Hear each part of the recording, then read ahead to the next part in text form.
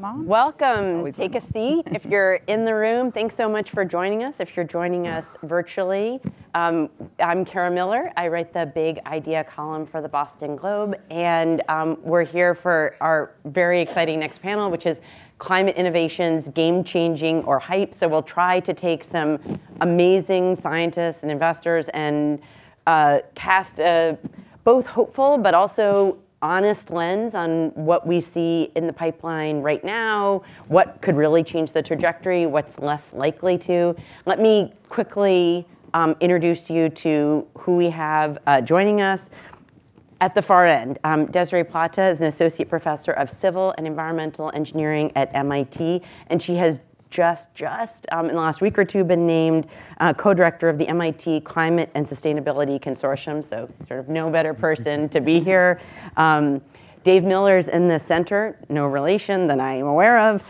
He comes at things from the investing side, which is a really, I think, very, very crucial perspective to have in addition to the science side.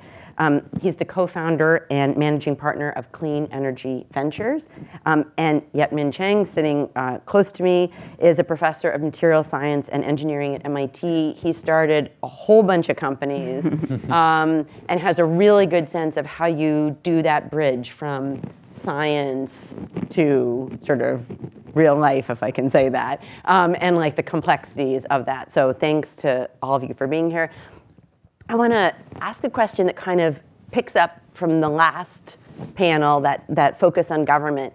I remember years ago the chemist Nate Lewis at Caltech saying that he got very excited about developing new science to address energy issues when he watched the gas lines of the 70s. And he was like, well, this doesn't seem good. You know, I really want to try to tackle this in a real way. And of course, he spent his whole career doing it. But he said the hard thing was, you know, administrations change, and so you'd get an administration that was like, yeah, let's think of like energy alternatives, and then the next administration would be like, yeah, no, we're not really very interested in that. And then, you know, so it was so sort of up and down. And I wonder, are we in a very different place than we were in the 70s? Does what government does, how much does that matter? Or has the science moved far enough that it doesn't matter so much, you know, what government policies are? And I'll let any/all of you take a crack at that. Who wants to start? Desiree, you want to? I would say in the context of my latest venture, which is climate abatement, greenhouse gas abatement technology company called Moxair, we're talking about modulating the greenhouse gas content of the planet. And that's very, very expensive to do. It requires big infrastructure. Proportionally, it's actually very low cost relative to the systems level changes that we will need to transition our energy economy. So we need both happening in parallel, but you can't motivate greenhouse gas mitigation technologies without some price on carbon. And there's this great quote from a Ruth Bader Ginsburg movie that says, you know, society really sets the time and the government is typically catching up to it. And while I'm very appreciative of all the government sponsorship into the developing technologies, these particular technologies in greenhouse gas abatement are going to be reliant on voluntary carbon markets. And so those really need to come to the forefront, whether they are regulated or not. Sure, government policies and incentives can help, but just as you said, it has to be something that is sustaining throughout different administrations, and I think our cultural shift that we're experiencing right now will hopefully help with that. So it sounds like even though things have changed since the 70s, they haven't changed in the sense that government is a big pillar to pushing the science forward. Yeah. Yeah, I mean, you know, I'll build on that. You know, the theme is all of the above. So we absolutely need technical innovations. And by the way, startups are what often bring the most meaningful innovations to the fore. And so we actually need specifically innovations from startups. So we're not going to solve the problem without technical innovation, but we're also not going to solve the problem without the right government policy, which 100% agree. We need price on carbon. We really don't solve climate without a price on carbon. Sooner the better, coupled with tech innovation. And those two coupled together actually will accelerate economic growth. So if we do right policy and couple it with the innovation economy we already have, we're not going to sacrifice economic growth. We're actually going to accelerate economic growth, but we need both working together. Yeah. What do you see? Yeah, and I think that anything that takes place at scale requires government policy.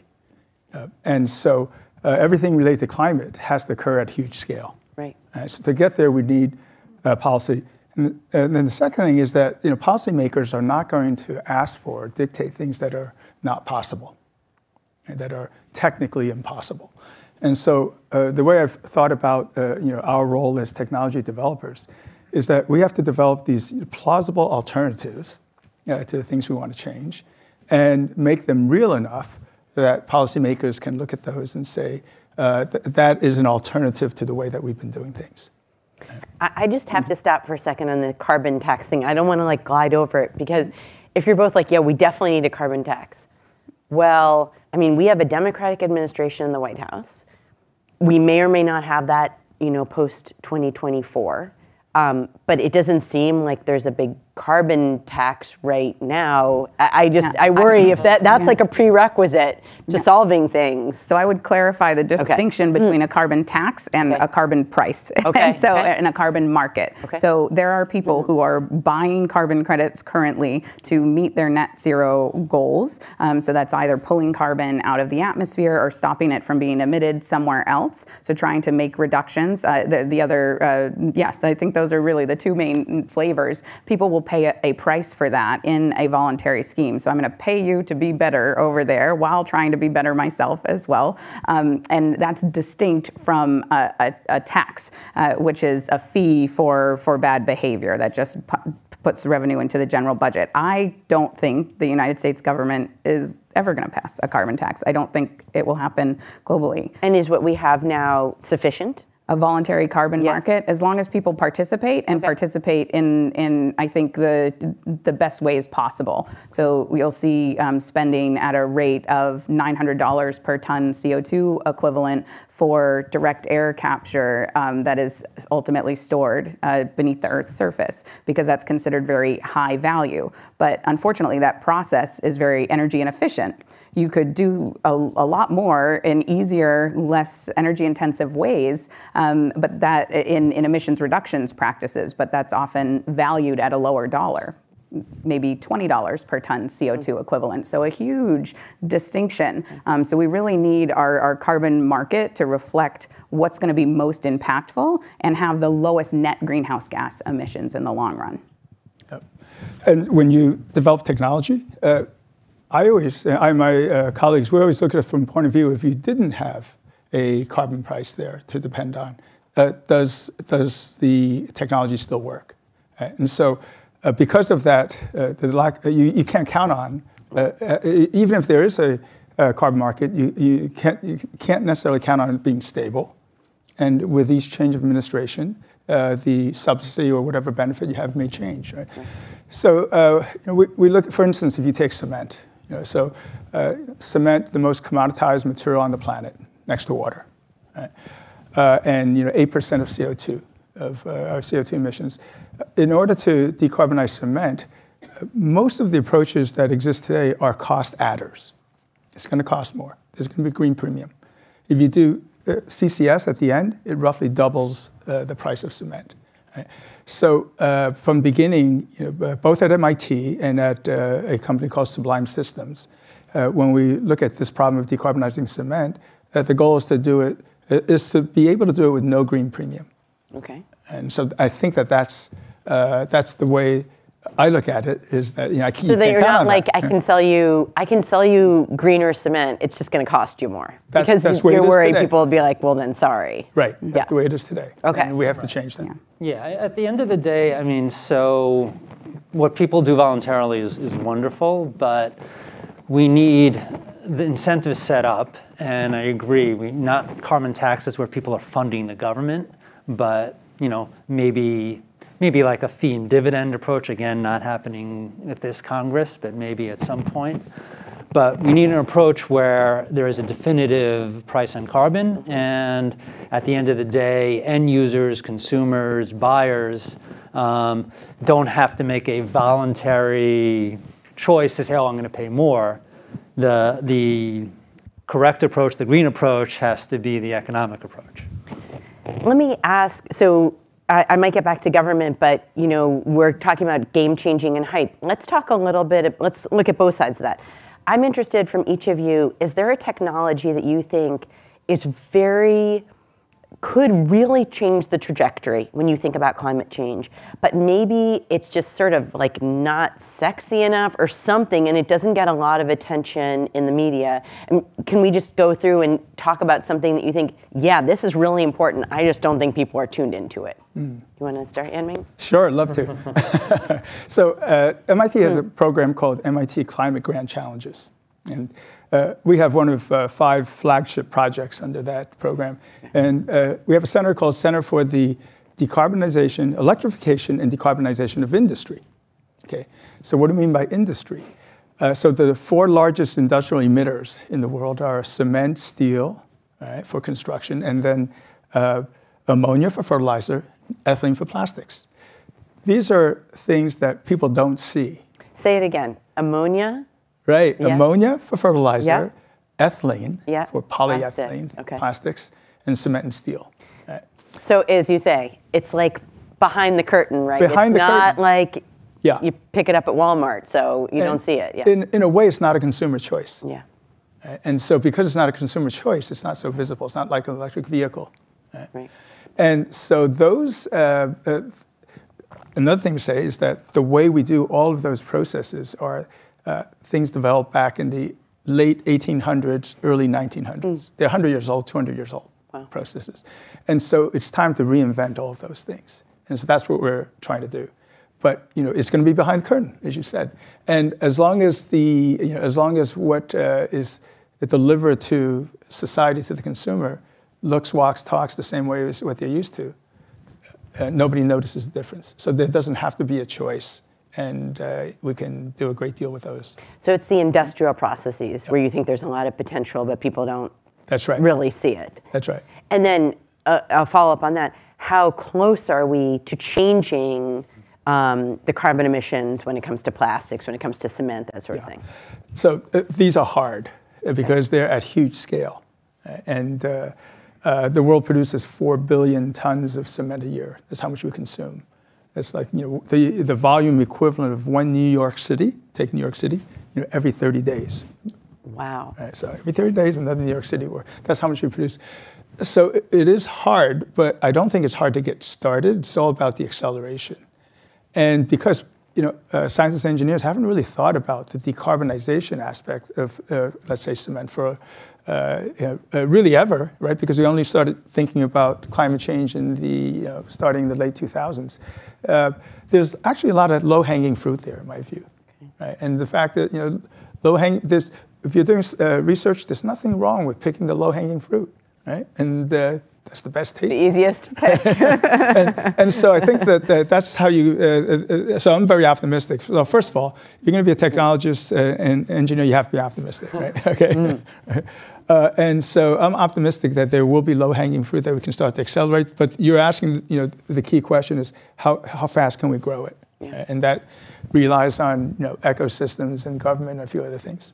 Dave, so we were thinking very much along the same lines. That's I was thinking about, the thing that's in common between steel and cement and, think about glass, is that these are processes that require extremely high temperatures.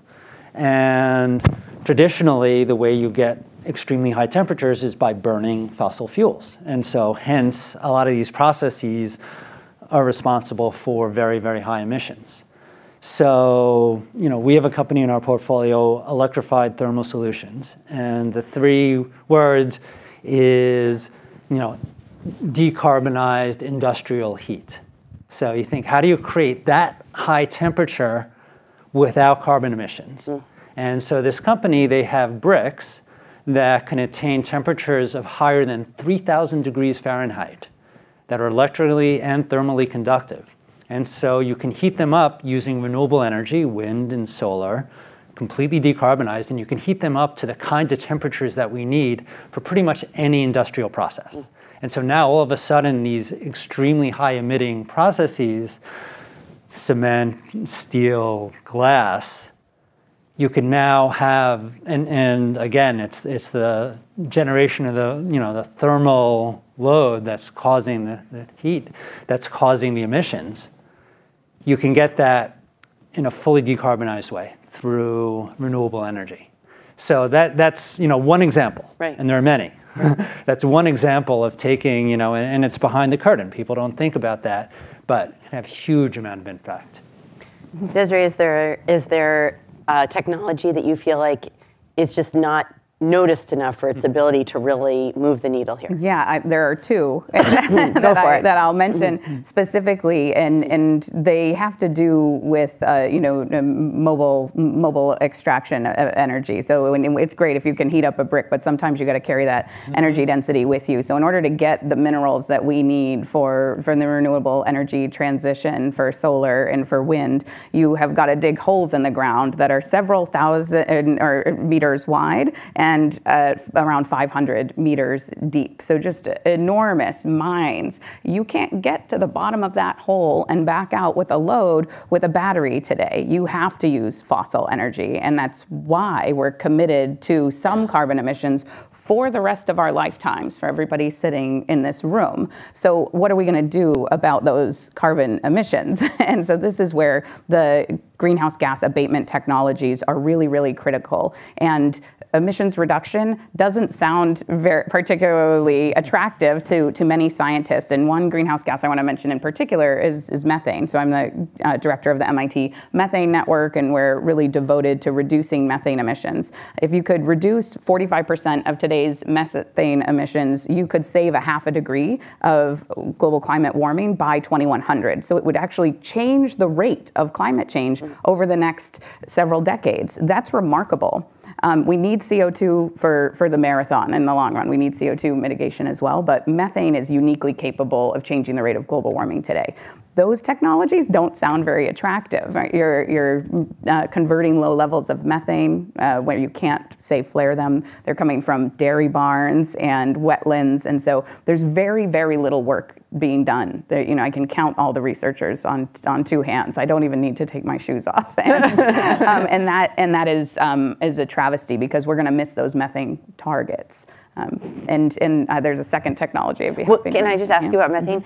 What kinds of things are, like, do we know what works to mitigate methane or to capture it, or? Yeah, there are kind of the easy things of obviously, stopping pipeline leaks or and things in that category of technology, but getting cows to emit less methane as part of their digestive tract is really hard. There are some food additives that seem to be safe that are coming on the market. There's also a whole host of research that could be done to understand the enteric microbiome of a cow and how that physiological makeup correlates to the methane emissions of the animal, just as one particular example. And that work is just beginning. It will leverage artificial intelligence to help us understand that very complex interaction that happens in the enteric gut. And so those are a couple of technologies. A last one I'll mention is catalytic oxidation technologies for methane. So typically if methane's at a high level, you can just light a match to it, right? And it turns into CO2, which is actually a much less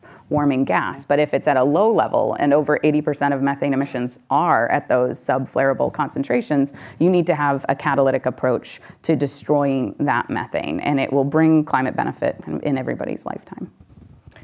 Did you have another technology? The second technology is also, it's related to mining and that mining problem that I mentioned. Okay. So we have only about 10% of the minerals we need for the clean energy transition on the surface of the Earth today. So think about that. As we're building these cities, we need a lot of stuff to do it. And as we're building wind and solar, we need a lot of stuff to do it. And we need better, more efficient mining practices that are fundamentally different from the way that they've evolved. And so those in particular need decarbonization strategies. So I know there's a fair amount of mining that goes on for electric vehicles, but so is what you're saying that in mining for these electric vehicles that people buy thinking this is great, I'm going to save the planet, there's a lot of fossil fuel emission in doing that mining? Yeah, that's right, and you should still buy electric vehicles. Right. So definitely go out and buy your electric vehicles, and you want to have a decarbonized electricity source for your electric vehicles. But it's not just electric vehicles; it's the solar panels themselves, it's the wind turbines themselves, it's the batteries themselves that are going to store grid level storage potentially. So we need all of those materials, and that mining practice has lots of opportunity for innovation and decarbonization. And yet, Ming, I'm going to start with you on the other side of this. Is there a technology that you feel like, not that it doesn't work, but that it gets a lot of attention for the amount of, trajectory changing it's going to do? Yeah, I think carbon capture and sequestration, especially post-combustion CCS, it's doable. It's expensive. It will always be a cost adder to a process. And what I am concerned about that is that people start looking at that and thinking that that is a long-term solution.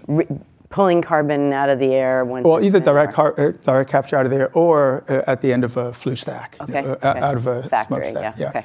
And so, the costs for CCS are coming down, and there's a lot of innovation there. I still go back and say, at the end of the day, what you want is less emission.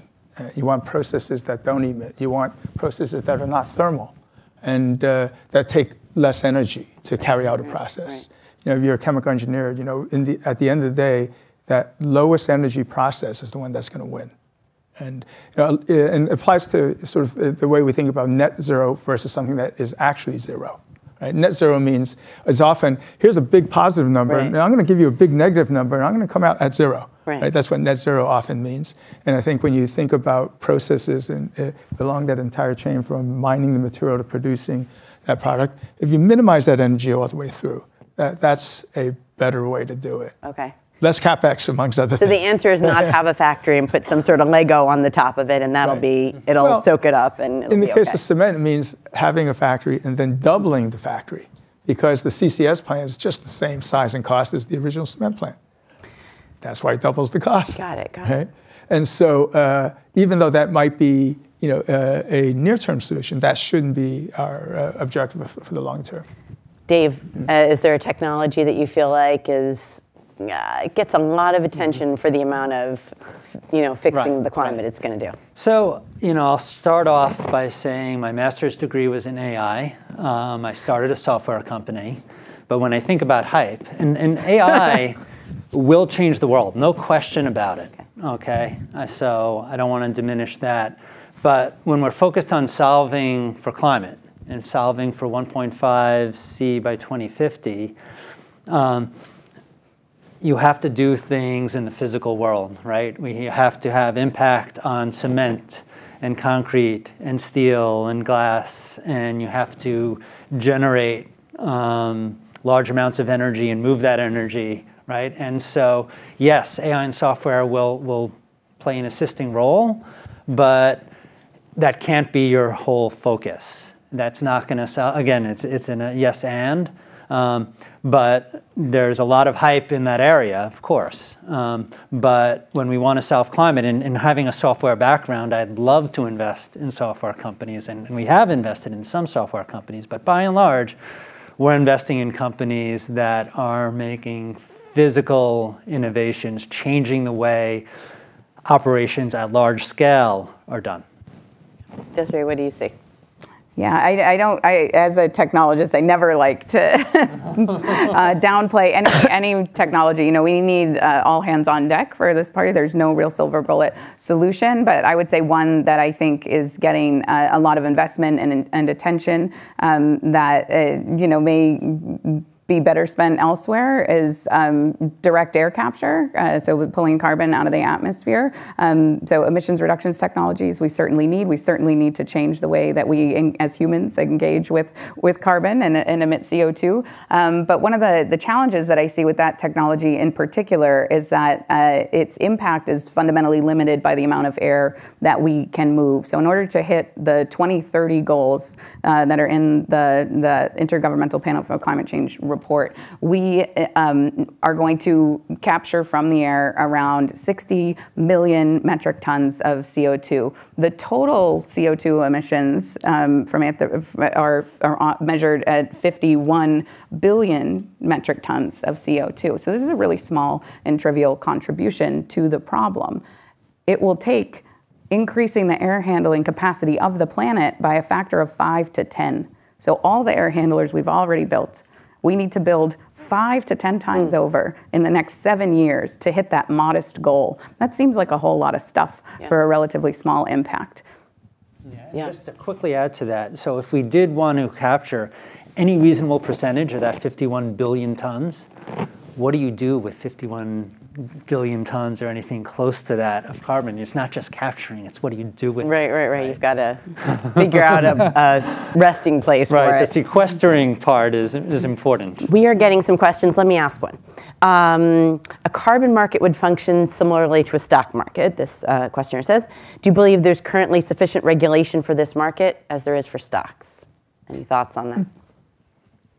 There isn't any regulation, so, so probably not the enough. answer is no. Yeah, that's right. Yes, that was an easy one. No, yeah, it's really a self-governing system right now, and it's willy-nilly. You know, you could be spending money on a carbon offset that doesn't actually offset any carbon, and I think that's the fear. You know. Yeah. I have a question.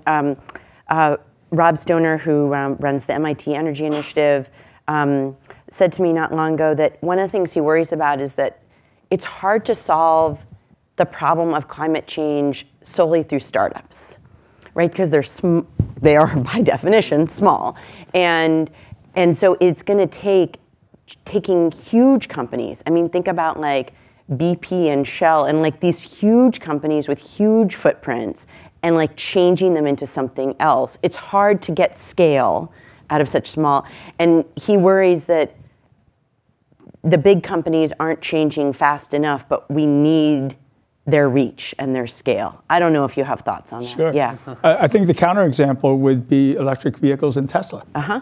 Right? That would be, Did move fast. And sometimes you need a startup to provoke the incumbents. Yeah. And if you can do it successfully, as in that example, you get massive change. Right. And so I agree with him, but I don't. But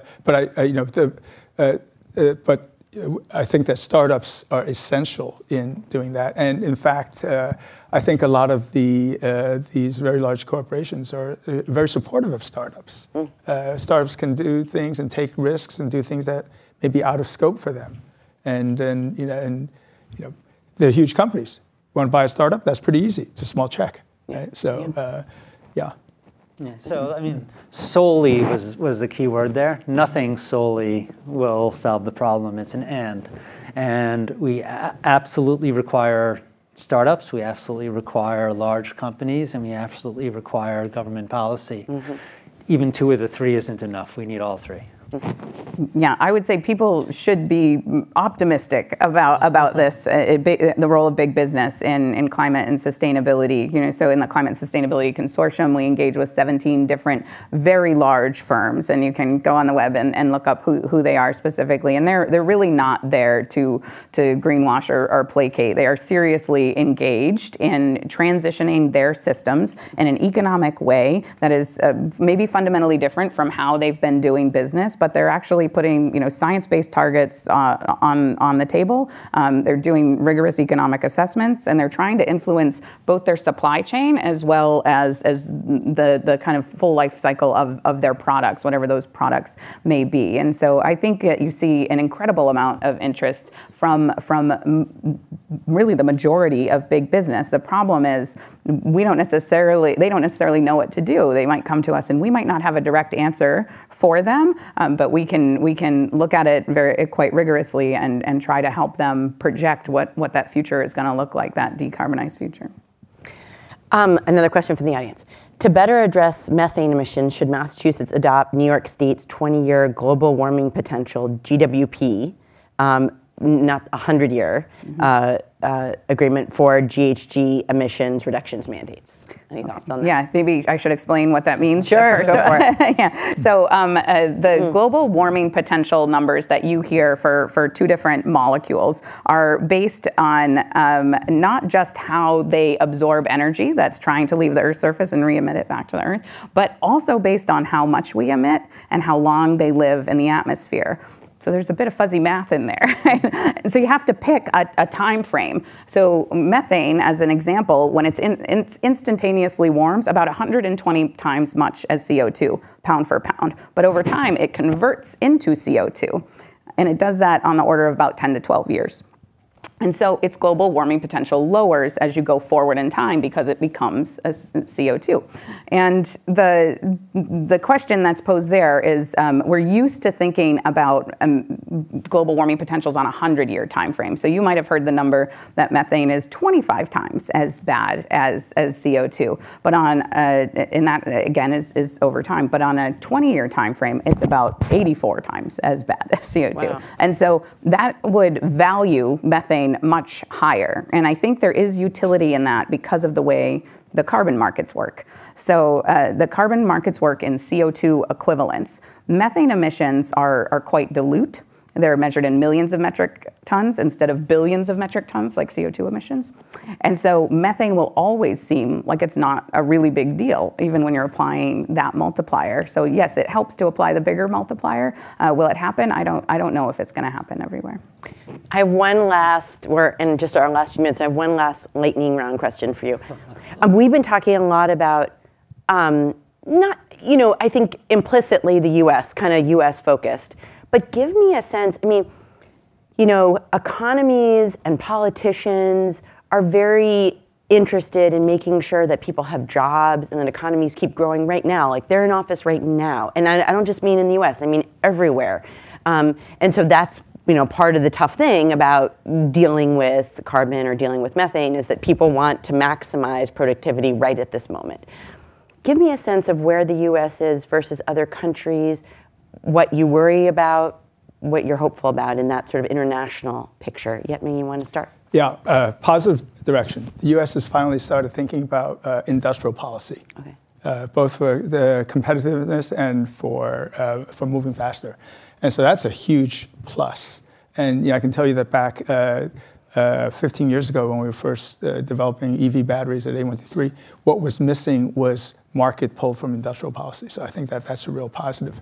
The other positive is the U.S. has this ecosystem that allows us to create and ramp new technologies better than anywhere else in the world. I just talked to a friend from Germany, and they just don't have that, right?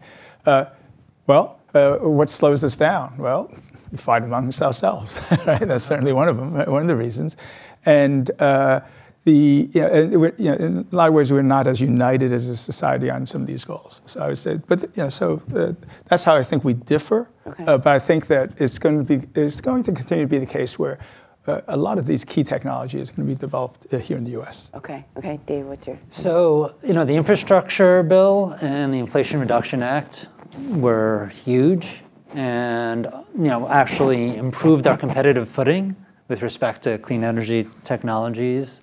Most likely the fastest growing industry in the world, and it certainly made the U.S. more competitive, but as always, not enough. I mean, there's so much more we have to do, and this is a global problem, right? And this does not get solved without U.S., Europe, China, the developing world, the developed world, all cooperating. And are you worried on that?